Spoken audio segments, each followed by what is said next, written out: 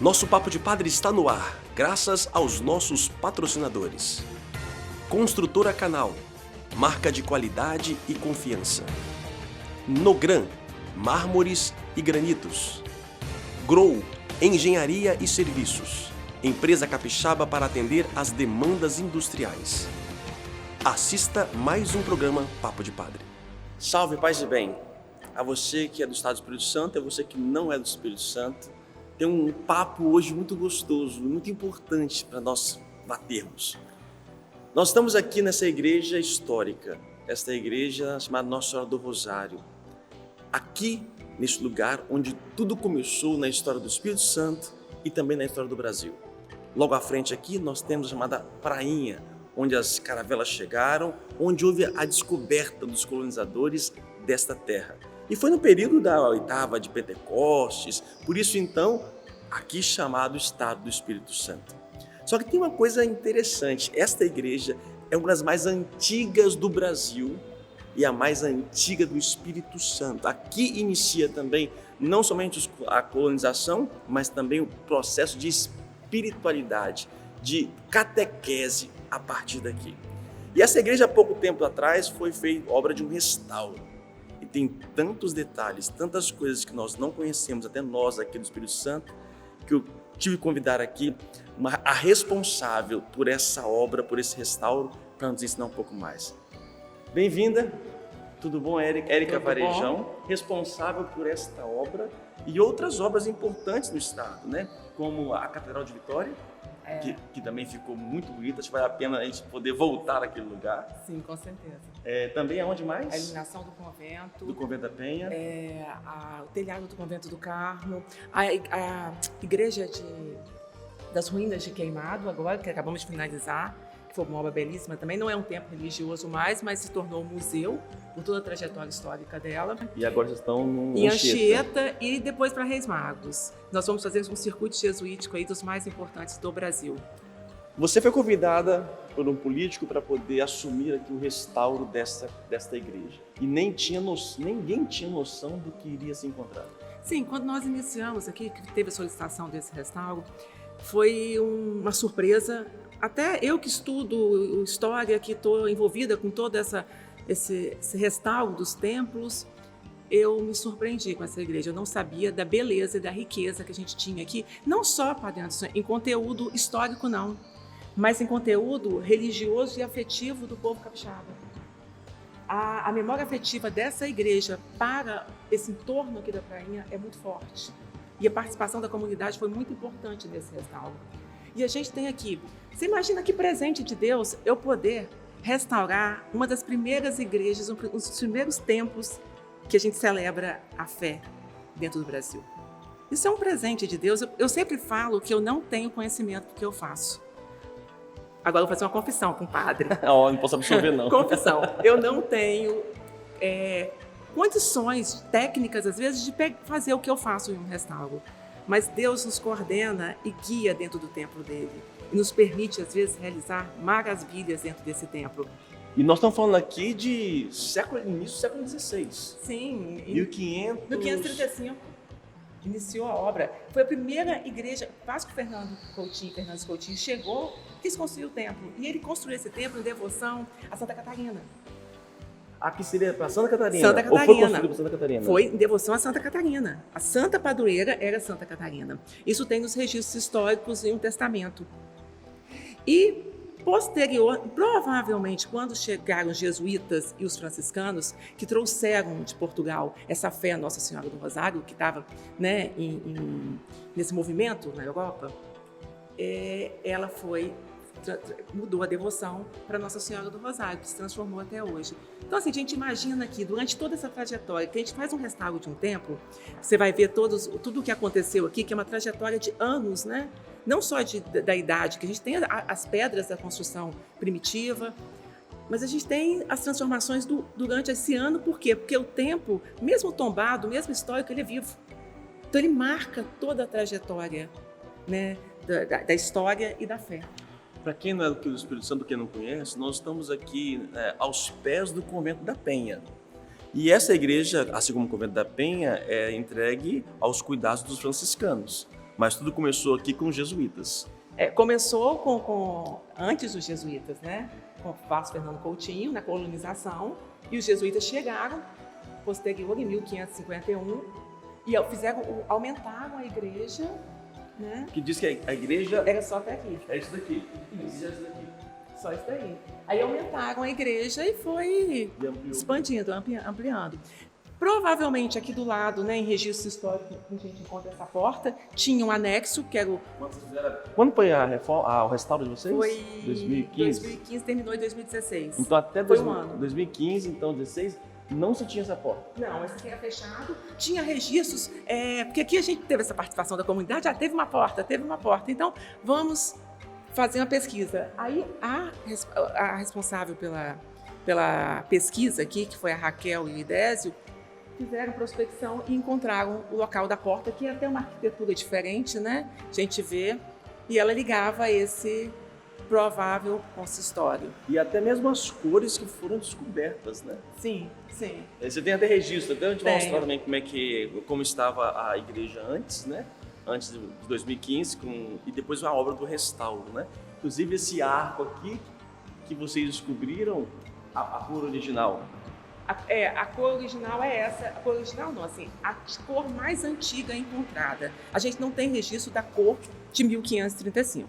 Mas a pintura artística mais antiga encontrada nessa igreja, provavelmente na transição do século XIX para o século XX, foi toda essa pintura maravilhosa.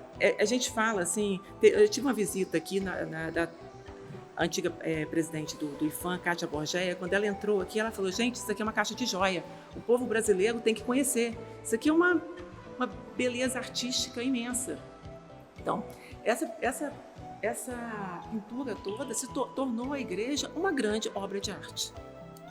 E você mostrou uma foto, eu vou mostrar para o pessoal aqui também, uma foto com várias cores na parede. O que era isso? Sim, as prospecções vão mostrando as camadas de tinta, toda a história da pintura da igreja, né?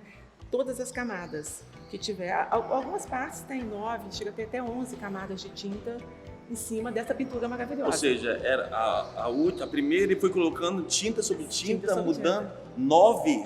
Graças a Deus que fizeram isso. Eles não tiraram a tinta antiga. Olha que coisa boa. Que hoje em dia, se você ia descascar a parede toda, ia poder pintar. Porque se não tivessem deixado essa pintura, a gente não teria descoberto. Né? Se eles tivessem tirado toda a pintura e fizessem feito uma pintura nova. Então essa aqui, vamos dizer que essas cores aqui, a mais antiga que nós temos seria o quê? De que ano mais ou menos, então, poderíamos dizer? Final do século XIX para o século XX. Né? 1800 e alguma coisa. A gente não tem dados mesmo de registro da data certa, mas é dessa época.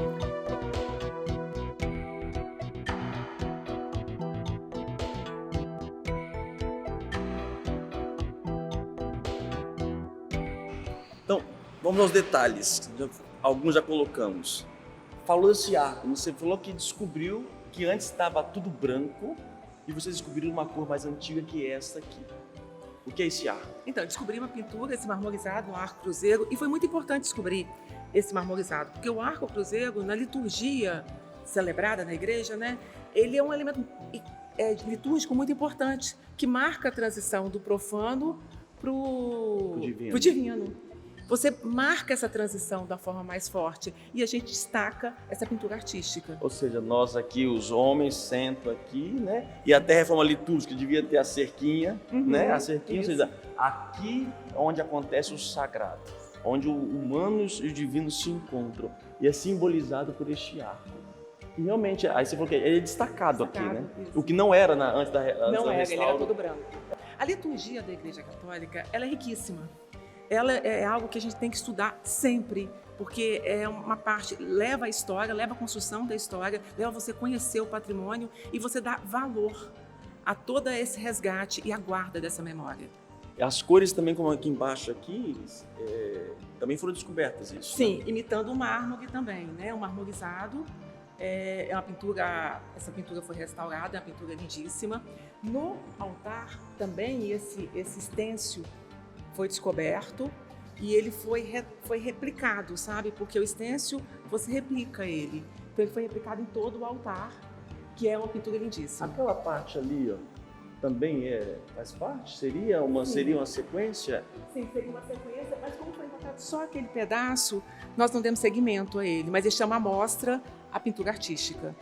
Temos uma bela pintura artística também no altar, que deve ser posterior a essa, mas foi só um pedaço pequeno que também nós deixamos. É importante no restauro, eu volto a falar, marcar todas as épocas, inclusive a nossa contemporaneidade, a nossa época atual, que a gente acaba marcando, né? A gente coloca uma iluminação moderna. Como foi na catedral. Isso daí. A gente marca essa contemporaneidade, porque a gente tem que marcar todas as épocas.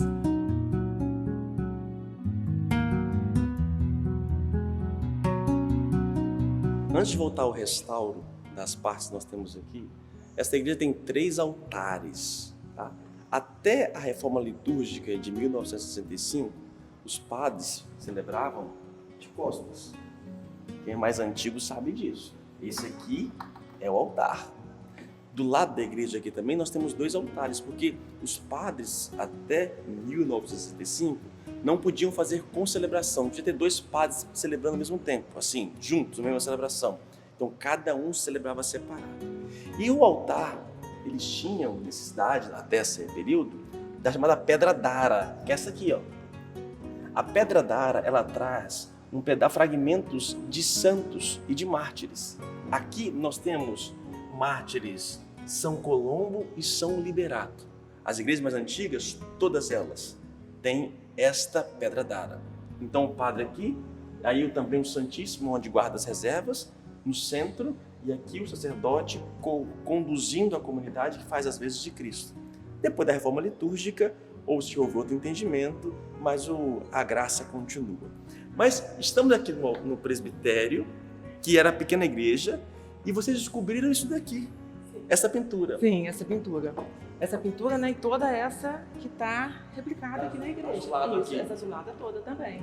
Era tudo branco? Era tudo branco. Meu Jesus Tudo Cristo. branco. Essa igreja foi uma grande descoberta. Se você imagina a satisfação que não dá, cada decapagem dessa, vai tirando e você por prospecção e você vai encontrando essa pintura. Esses restauradores fizeram um belíssimo trabalho aqui. Mas, ou seja, só essa aqui que foi possível um pouco de restaurar. Sim, do outro lado existia outra pintura, mas estava toda sem condições de restauro, né? Tinha resíduos da tinta, mas não aparecia a imagem que era. Então não pôde ser restaurada. E aí, no caso, vocês só replicaram aquilo que... Replicamos o estêncil, né? Essa em cima foi totalmente restaurada. Que esse você fala que esse aqui. São esses desenhos. Ele se repete, então vocês descobriram uma parte e foram então replicando. Existia ela na igreja, nesse altar todo, né? Só que o estêncil é uma técnica mais até usada os 2 séculos anteriores e que foi seguindo essa mesma técnica. Pegava uma forma, pintava Isso, fazia o recorte e ia replicando para ficar perfeito o estêncil. E essa imagem aqui, belíssima, né? Belíssima. Tem como datar, mais ou menos, isso aí? Também lá para o século XVIII. Na mesma época, final do século XIX, XIX para século XX. E outra coisa interessante, parece também que está aqui, né? No cantinho. Essa do cantinho. Essa aqui do canto. Essa deve ser a mais antiga de todas, mas só tinha esse pedacinho. Não apareceu mais nada. Não teria talvez ali o papel de vocês continuarem replicando? Fizemos toda a prospecção. Mas a gente não podia replicar, porque aí seria, sabe o quê? Uma falsidade artística, porque a gente estaria inventando uma arte. Né? A gente tem que respeitar o trabalho artístico que o artista fez. E até uma falsidade histórica, né? Como é que a gente ia estar imitando isso? Aí esses tensos aqui, vocês poderiam replicar? Sim, sim. Restauro tem normas, tem condutas técnicas que devem ser respeitadas, tanto da parte da arquitetura como a parte da arte, né? Todo esse conjunto de normas são aplicadas no restauro. E isso tudo vale a pena falar também, porque a gente tem que fazer uma propaganda, né? Que só aconteceu graças ao patrocínio do Sincades e da Vale. É muito importante, sabe, Padre Anderson, a gente incentivar as empresas a patrocinarem os nossos templos, a nossa história, porque isso é cara essa mão de obra, né? Caro restaurar, é caro manter. Então a gente tem que ser muito grato às empresas que atuam, né, se preocupam com a cultura e a história. E os capixabas, nós temos que aprender a valorizar a nossa cultura religiosa, né? Se for de outros lugares aí do Brasil, sendo visitados, olhados, isso aqui é um monumento, é a mais antiga do estado e acho que é a terceira, a segunda mais do Brasil.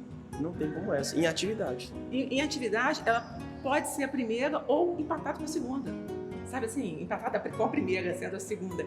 E a gente tem que valorizar, a gente tem que divulgar o nosso estado. Meus parabéns por estar divulgando, né, a cultura. Porque a gente está falando só de um tempo religioso, não. Nós estamos falando da história do Espírito Santo, né? Da história do Brasil. E a gente tem que incentivar essa visitação dentro do estado do Espírito Santo. Às vezes eu encontro com pessoas, eu fui para a Europa, levei meu filho para conhecer o museu e tal. E você levou o seu filho para conhecer o nosso patrimônio do Espírito Santo? Não, ninguém sabe que existe. Então, assim, vamos divulgar. Essas cores também já haviam ou vocês também trouxeram à tona? Não, essas cores já haviam. Provavelmente, seguindo Nossa Senhora da Penha, né? O rosa, o azul do manto. As cores do Estado do Espírito Santo, né? A bandeira do Estado do Espírito Santo. Sim. Né? Mas tem uns detalhes também na fachada de concha. Sim, no frontão a gente tem uns elementos até curiosos, né? Que a gente não repara. 2 abacaxis. Abacaxi. Você quer ter a terra do abacaxi aqui? Provavelmente não, mas aqui tem manuscritos dos jesuítas impressionados com o abacaxi, com a coroa do abacaxi, porque era uma planta que eles não conheciam. A Europa não conhecia o abacaxi. Tem o caju, né? A gente tem elementos de concha, né? Que essa concha é um símbolo primitivo da Igreja Católica. Inclusive tem no arco também, a concha aparece aqui, né? Sim, no arco cruzeiro tem a concha. A gente tem esses elementos, né, iconográficos aí do frontão lá, são belíssimos. E nós temos a coroa portuguesa, né, que... Então no centro temos a coroa. A cruz em cima, né, respeitando. Cruz, depois tem os abacaxis. Eu jamais viria abacaxi ali. Abacaxi. E também os cajus. Os cajus. E as conchas. E tem algum significado, saberia dizer, ou não? Litúrgico, não. Abacaxi eu não imagino. Será que era encontrado aqui? Sim, foi encontrado. Foi as frutas que eles encontraram, né? Deviam ter ficado impressionados com elas.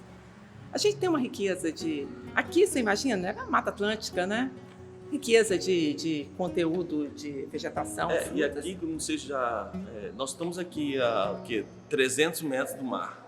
Até menos. É aqui chamada Prainha. Como já disse, aqui começou a colonização do Estado do Espírito Santo, aqui chegaram as caravelas, nós estamos falando de 1535. Então, ou seja, é um lugar realmente muito propício e marcante para nós, que infelizmente pouco valorizado por nós capixabas, pela nossa política e assim por diante. É um lugar que deve ser muito mais bem preservado e mais populacionado aqui, né? Vivenciado. Tem muitas coisas aqui que poderia ser... Como eu sei que você tem audiência no Brasil inteiro, vamos convidar o povo para vir visitar a Igreja Nossa Senhora do Rosário. Vale a pena, vale a pena.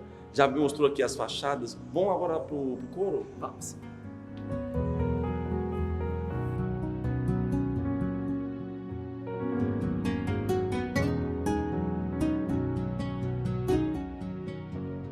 Como nós já dissemos, essa igreja sofreu uma ampliação. Ela era daqui do altar, esse pedacinho, e foi ampliado esse espaço aqui na época dos jesuítas. E foi colocado um coro.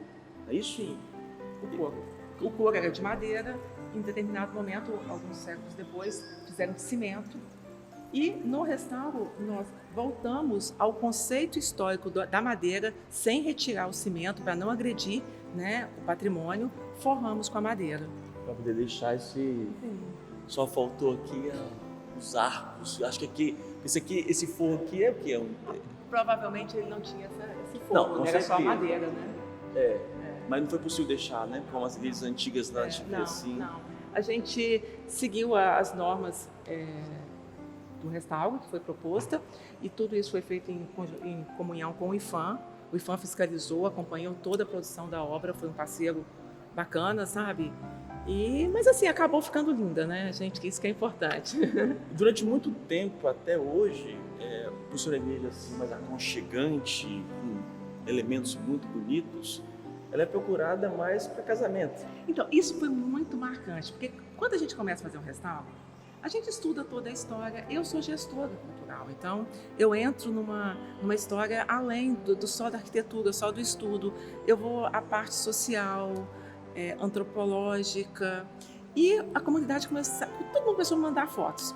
eu percebi que uma referência muito grande era de casamentos. Assim, meu avô casou ali, aquela igreja, meus pais casaram, eu casei na década de 50 naquela igreja. E essa história desse casamento, dessa construção, dessa memória afetiva em cima do matrimônio, ela continua hoje. É uma das igrejas mais procuradas no estado para realizar o casamento. Isso é muito importante, porque cria uma coisa chamada pertencimento. É muito importante aos pais levarem os filhos à igreja, claro, para a parte religiosa, mas também para mostrar a parte histórica, porque no futuro quem vai cuidar do patrimônio são eles. E eles criando esse pertencimento, criando, né, essa memória afetiva com aquele patrimônio, eles vão cuidar no futuro desse patrimônio que nós estamos deixando hoje. E tem muitos que falam assim, eu quero casar lá porque meu pai casou lá, Sim. eu quero batizar lá porque fui batizado lá Sim. com meu filho. E essa continuidade realmente ela é importante, dá um vínculo, né? Mesmo às vezes aquele filho não tem mais a religião católica, não pertence mais, né? não crê mais, mas pela história ele vai levar os filhos, os netos, para conhecer o local que os pais casaram, que os pais participaram. Então, aí você cria esse pertencimento e essa preservação do patrimônio. Trabalhar o pertencimento hoje é um item importante, é uma meta minha dentro dos meus projetos. Biblicamente falando, o templo somos nós. Jesus Cristo edificou o templo onde iremos adorar em espírito e em verdade. Nós somos herdeiros da herança judaica, que tinha o templo de Jerusalém, que vivia do sacrifício, e era somente um templo. Eles tinham outras sinagogas, mas o templo era um só. A partir de Jesus Cristo, o véu do templo se rasga e edifica esse templo que é o ser humano, que é cada um de nós batizados. Nós somos templos. Mais importante do que esse templo aqui é cada um de nós. Mas, por outro lado, também nós fazemos desse lugar o lado belo. A gente quer transformar isso na casa de Deus. Embora a casa de Deus seja aqui, nosso coração, nossa vida, mas é aqui onde nós coletivamente nos reunimos. E é gostoso, é simbólico a altura, ou seja, Deus não é que esteja alto, mas para mostrar que nós somos pequenos e Deus é grande. Colocamos os símbolos para poder tentar mostrar aquilo que é imostrável, que é o próprio Deus. E aí essa simbologia que é importante, e a beleza, sem falar da história. Toda igreja ela está dentro de um contexto histórico, e ela respeita, como você falou, das frutas, lá na frontal, na fachada, que é a característica própria dos jesuítas, né? Eles mesmos nos seus escritos. Então você vai percebendo a história, como naquele tempo eles mostravam a beleza, eles mostravam a sua fé, a sua religiosidade. E hoje nós temos que ter o nosso jeito, hoje nós temos o nosso estilo. Sim, mas a gente consegue propagar essa fé, né? Assim, é muito forte. Às vezes eu entro num projeto desse, eu fico pensando, né? Eu preciso, dentro da pequenez minha, fazer um local, restaurar e que as pessoas sintam confortáveis para que ali transformem vidas e realizem milagres. Isso é muito, muito... Sim, a gente tem Então, nessa pequenez nossa como humanos, sabe, a gente vai ter que trabalhar, e eu falo isso, gente, a importância de todo mundo que trabalha numa obra de restauro, todo mundo que trabalha num projeto desse, da preservação, até para divulgar esse projeto. Você está divulgando algo. Não, gente, detalhe, nós estamos pisando num lugar aqui onde há 400 anos pessoas passam por aqui. Há 400 anos pessoas oram aqui, rezam aqui. Quantas histórias não tem aqui, gente? Eu acho que isso toca a cada um de nós, né? É emocionante, porque realmente olha, eu estou unido a essas pessoas que me precederam, a história não começou comigo, eu continuo, e o que eu vou deixar, né? Então nós hoje, como é que a gente vai deixar esse legado? E é importante sim a questão dos restauros, essas obras, para que a cultura ela possa falar, né? Faz parte da nossa história. Faz parte da nossa história.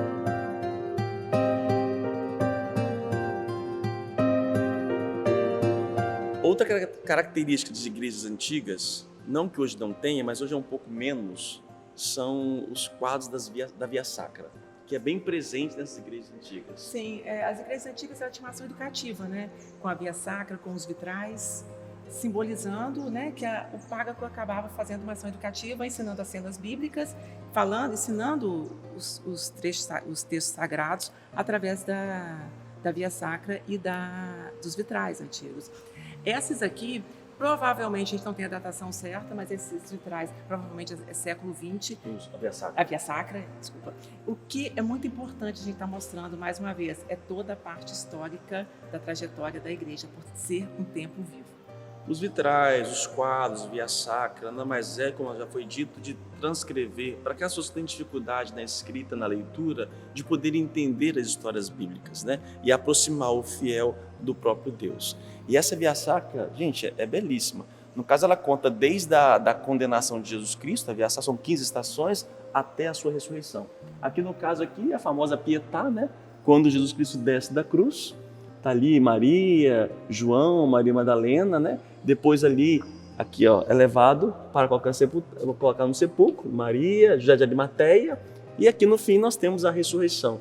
Então são 15 quadros que tem trazer realmente os últimos momentos da vida de Jesus Cristo nesta terra. Isso ajuda a gente a rezar e contemplar. Para nós, a gente falou há pouco tempo agora no nosso programa sobre as imagens no culto católico. As imagens não são motivos de adoração, mas de poder reconhecer, de contar uma história, de relembrar alguém. E nós, ao olharmos, nós trazemos para dentro da nossa vida e rezamos um pouco com isso. E eu vejo, poxa, eu dei a vida por alguma coisa, eu ainda posso ser melhor do que eu sou. Então, as imagens nada mais são para poder alimentar ainda mais a nossa fé. Sim. E tem imagens belíssimas, riquíssimas. E olha, já vi muita Via Sacra, mas igual essa daqui, poucas. Tem muito mais detalhes, muito mais coisas, mas acho que essas riquezas aqui um pouco possa ter aguçado um pouco o seu conhecimento, a sua vontade até mesmo de estar aqui e rezar, tá bom? Algo mais? Não, ótimo, obrigado por contar a história. É bom a gente deixar também avisado que aqui também tem um monitor que faz essa ação educativa, muito bem feita por sinal, que o fiel, o turista pode chegar aqui e vai ter toda essa instrução aqui dentro da igreja. É isso aí. E lembrando, nós temos aí, depois que mais à frente a gente fala sobre Anchieta, uma obra grande sendo feita lá, Reis Magos, né? A catedral, nós já tivemos na catedral um papo de padre, um pouco litúrgico. E falamos um pouco também da estrutura, um pouco mais, né? Mas tem muito mais detalhes na Catedral de Vitória. Vamos falar da Santa, Nossa Senhora da Vitória. Nossa Senhora da Vitória e assim por diante, tá bom? Muito obrigado pela sua presença. Obrigado, Érica. Eu que agradeço. Até semana que vem.